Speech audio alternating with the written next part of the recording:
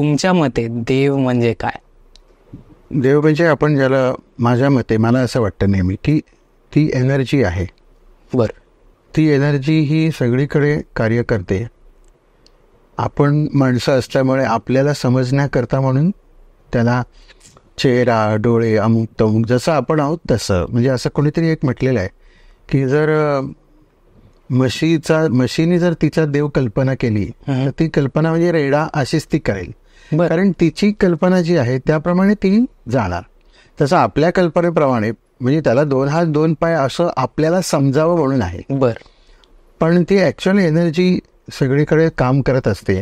ऊर्जा म्हणा जी आहे, जी आपलं पालन करते, रक्षण करते. या सगळ्यांची नावं वेगवेगळी आपण दिलेली आहेत, पण आहे एकच एनर्जी. बरं. असं एक माझा तर्क आहे. कारण आपण कोणीच ते बघितलेलं नाहीये काही, पण आपण ती फील मात्र करत असतो. बऱ्याच वेळेला आपल्याला ती फील होते की येस काहीतरी आहे. त्यामुळे तुम्ही ज्या स्वरूपात मांडाल त्या स्वरूपात तुम्ही त्याला बघू शकता. बऱ्याच वेळेला किशोरीताई पण असं सांगायच्या की म्हणजे जसं एक चेंडू आहे, ती एनर्जी म्हणजे एक चेंडू आहे. तुम्ही तो कुठल्याही बाजूनी बघा. बरं. ते सगळे जे काय आपण आता पंथ म्हणतो, हे म्हणतो, ते म्हणतो, ते सगळे त्या चेंडूकडे जाण्याचे विविध मार्ग आहेत. कोणाला वाटलं या मार्गाने जावं, कोणाला त्या मार्गाने जावं, कुठल्याही मार्गाने तुम्ही तिथेच पोहोचणार. ही जागा एकच आहे.